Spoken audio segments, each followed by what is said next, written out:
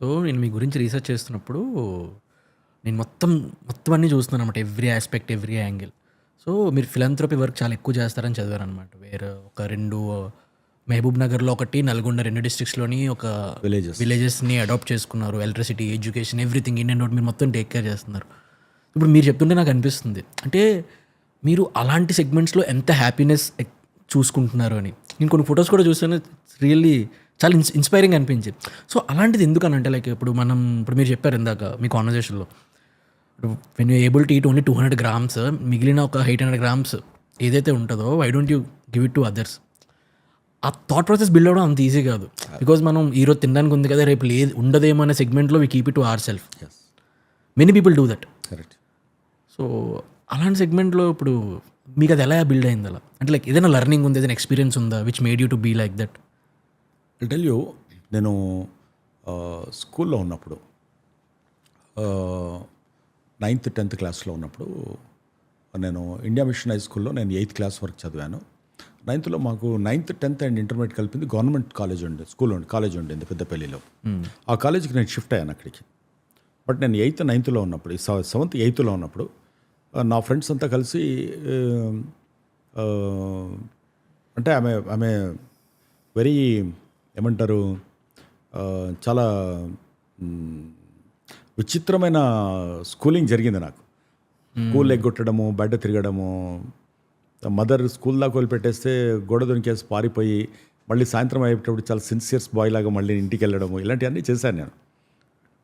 But when it comes to the service I don't know, but నేను అది మీకు చెప్పినట్టు మా బర్త్డేస్ వచ్చినప్పుడు, ఫ్రెండ్స్ ఎవరైనా బర్త్డేస్ ఉన్నప్పుడు కానీ, లేకపోతే ఇయర్ స్కూల్స్ అయిపోయిన తర్వాత అప్పుడు ఏం చేసేవాళ్ళం అంటే, మాకు అప్పుడు సెకండ్ హ్యాండ్ బుక్స్ కొనుక్కోవడం అనేది కామన్ ఉండింది.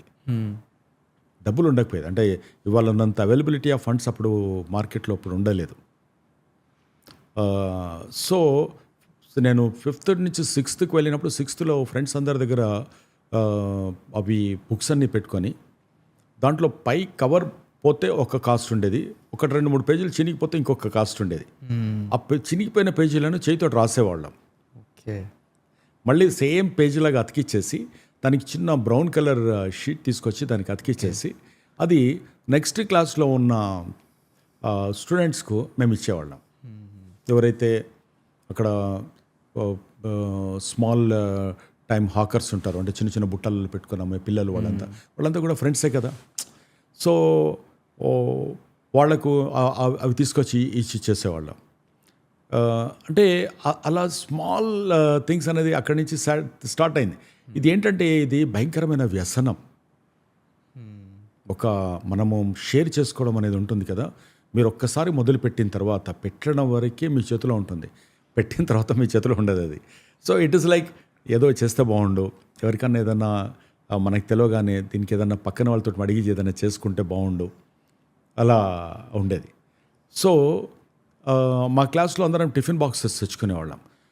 తెచ్చుకున్న తర్వాత మాకందరికి కొంచెం ఎక్కువ తెచ్చుకునేవాళ్ళం. అంటే నేను 2 చపాతీ కావాలంటే మనకు 3 పెట్టు అనేది, మన కొడుకు చాలా 3 కావాలని అడుగుతున్నాడు అనేది. So we know that some of the people they cannot eat. We used to bring everything.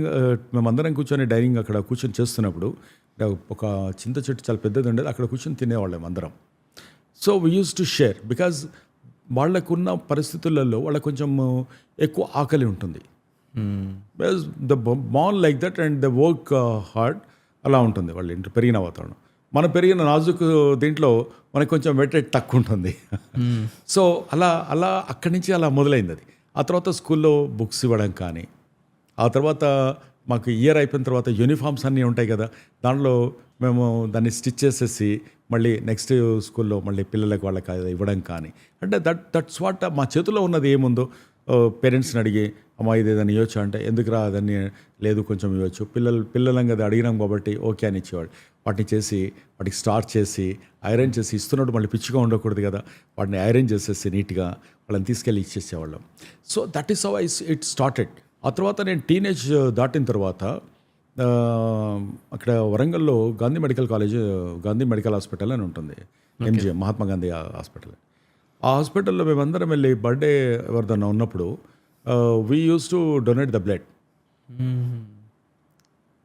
Surprisingly after 25 years of my the first donation, first, second, third, every year అలా ఇచ్చేవాళ్ళం. అంటే మనకు గ్యాప్ ఉండాలి కదా, 6 months గ్యాప్ ఉండాలి కాబట్టి ఆ 6 months gap అయిపోయిందంటే అందరి దగ్గర ఆ డోనర్ కార్డులు చాలా ప్రతి వాడి దగ్గర ఇచ్చే అంత జమ అయిపోయింది అది ఇక్కడ. అంటే ఎప్పుడైతే డోనర్ కార్డు ఉంటుందో మీరు ఎప్పుడైనా కావాలన్నప్పుడు యూ కెన్ బ్లడ్ బ్యాంక్ వెళ్ళి తీసుకోవచ్చు అనేది ఉంటుంది.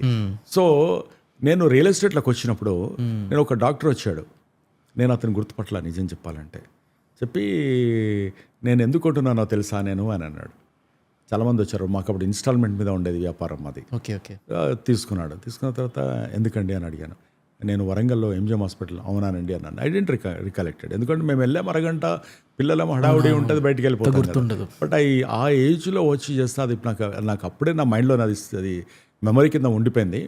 బట్ ఆ టైంలో నీకు అది ఆ సిన్సియారిటీ అది కనపడిన తర్వాత you are there in my, అంటే ఎవరైనా వచ్చి అది ఇది చేస్తున్నట్టు చాలాసార్లు మాట్లాడుకునే వాళ్ళము. ఇప్పుడు నేను ఇక్కడ వచ్చి నేను I was sales executive that point of time. But I felt very happy about it. అందుకని అంటే ఎవరు ఎందుకు ఎక్కడ ఎలా కనెక్ట్ అవుతారో మనకు తెలియదు. అది దానికోసం నేను చేయాల. But God will give you back. డెఫినెట్గా మనం కొంత కర్మ సిద్ధాంతాన్ని కనుక నమ్మితే డెఫినెట్గా ఈ భూమి మీదనే నీకు కావాల్సినవన్నీ మళ్ళీ ఇవ్వడం కూడా జరుగుతుంది. మీరు బిలీవ్ చేస్తారన్నా, మనం ఈరోజు మంచి చేస్తే డెఫినెట్గా అది ఏదో ఒక రూపంలో మనకు తిరిగి వస్తుందని. డెఫినెట్గా ఇట్స్ ప్రకృతిలో నుంచి మనం నేర్చుకునేది ప్రతిదీ. అంటే అది విత్తనం లాంటిది. ఒక చెట్టు ఒక ఫలాన్ని ఇస్తే అది మళ్ళీ కింద పెడితే మళ్ళీ ఇంకోటి ఇచ్చి తీరాల్సిందే. ఇవ్వకపోవడం అనేది ఎక్కడ ఉండదు. It's a positive. When it is a positive vibe will not create a negative vibe. అసలు మనకి ఎక్కడ ఉండదు, అది ఎక్కడ జరగదు, అది ప్రకృతి విరుద్ధం. అది ఇక్కడ జరిగినప్పుడు అది ఏదో రకంగా ఇవ్వకుండా సొసైటీ ఎక్కడ దాచిపెట్టుకుంటుంది. అది ఎక్కడో ఒక దగ్గర ఎవరో ఒకరి రూపంలో అది మళ్ళీ బయటికి రావాల్సిందే. అది రానంత మాత్రాన దేవుణ్ణి కోప్పడద్దు, ఇంకెవరిని అనకూడదు. టైం అది ఒక ఈకో సిస్టంలో ఉన్నాం మనం. అది కొంచెం అటో ఇటో, బట్ డెఫినెట్గా నేను ప్రొటెక్ట్ చేసి తీరుతుంది. అది I believe that. Great.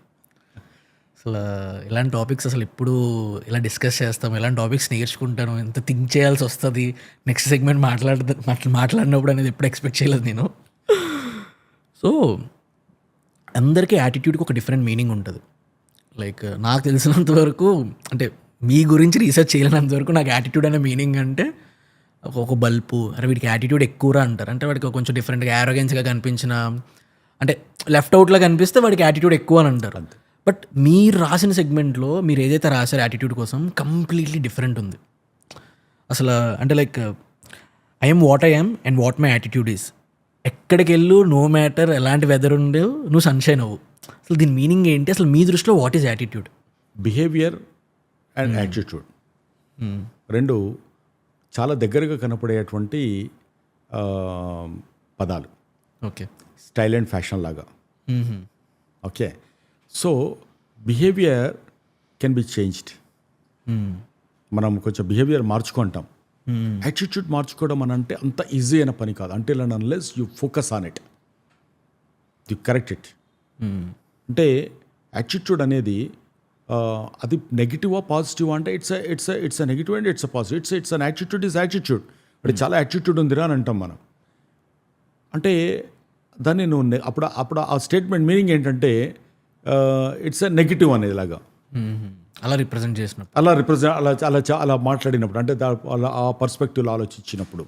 But everybody will have their own attitude. వాళ్ళకంటూ ఒక స్టైల్ స్టేట్మెంట్ అనేది ఒకటి ఉంటుంది, ఒక ప్యాటర్న్ అనేది ఒకటి ఉంటుంది. అది సో దాన్ని కొన్నిసార్లు మంచిది కూడా ఉండొచ్చు. అంటే ఇప్పుడు మనం అంటాం his attitude is very good, చాలా మంచి మనిషి అనుకుంటాం.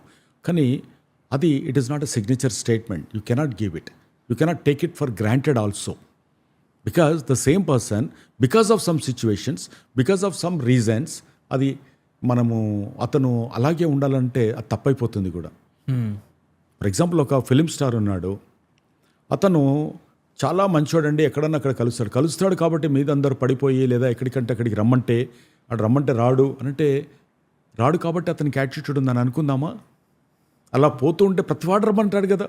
వాడికి 1 కోటి మంది, 1 లక్ష మంది అతనికి అభిమానులు ఉంటే ప్రతివాడికి ఏదో ఒక దగ్గరికి పోయి నాకు ఇలాంటిది ఉంది అని ఒక మెసేజ్ ఇవ్వడం వేరు.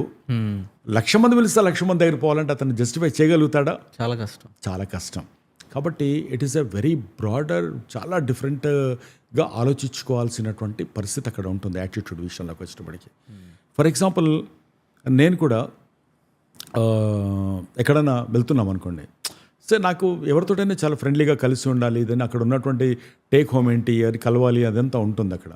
బట్ డెఫినెట్గా కొన్ని ప్లేసెస్లో నేను కొంత కంట్రోల్ కూడా చేసుకొని ఉండాల్సిన పరిస్థితి నాకు కొన్నిసార్లు రావచ్చు. బికాజ్ నేను ఎక్కడికైనా రమ్మన్నప్పుడు కానీ లేదా ఎక్కడన్నప్పుడు కానీ అన్నిసార్లు నేను సాటిస్ఫై చేయలేకపోవచ్చు. ఎక్కడో మనం ఫర్ ఎగ్జాంపుల్ రీసెంట్గా ఐ వెంట్ టు ఖమ్మం, లేదు మా దగ్గరికి రమ్మన్నారు, ఒక దగ్గరికి వెళ్ళాను, అక్కడికి వచ్చావు కదా ఇంకో దగ్గరికి రమ్మని అక్కడికి కూడా మళ్ళీ పిలుస్తున్నారు. నేను ఏదో ఒకటి చెప్పి అలా కాదు అని ఏదో ఒక చిన్న స్టోరీ చెప్పి బయటికి రావాల్సి వస్తుంది. ఓకే. అది దాన్ని నెక్స్ట్ డే మార్నింగ్ చూడు అక్కడికి వెళ్ళాడు కానీ వాడికి అంటే వాళ్ళు దాన్ని ఎలా అన్వయించుకుంటారు, వాళ్ళు ఏం పర్స్పెక్టివ్ తోటి ఆలోచిస్తారు, వాడికి అక్కడ అవసరం ఉంది కాబట్టి అక్కడికి ఏమో వెళ్ళాడేమో, ఇతను ఉంది కాబట్టి ఇతను నచ్చింది కాబట్టి ఇతను వెళ్ళాడేమో అని ఏ రకంగా అది రిఫ్లెక్ట్ అవుతుంది అనేది మనకు కొంచెం చెప్పడం కొద్దిగా కష్టం అయిపోతుంది అది. సో హోలిస్టిక్ అప్రోచ్ ఏముండాలంటే in general majority of the time అతని థాట్ ప్రాసెస్ ఏంటి, అతని ఐడియాలజీ ఏంటి, అతను ఎలా స్పందిస్తాడు దేనికైనా అనేది బేసిక్గా చూడాలి తప్ప దాన్ని పూర్తిగా డీప్గా డిసెక్షన్ చేసేసి దాన్ని పోయి చూడాలనుకుంటే మటుకు ఏ మనిషిని కూడా మనం సాటిస్ఫై చేయలేము. ఏ మనిషి కూడా మంచోడిలాగా గొప్పోడిలాగా ఎవరు కనపడరు.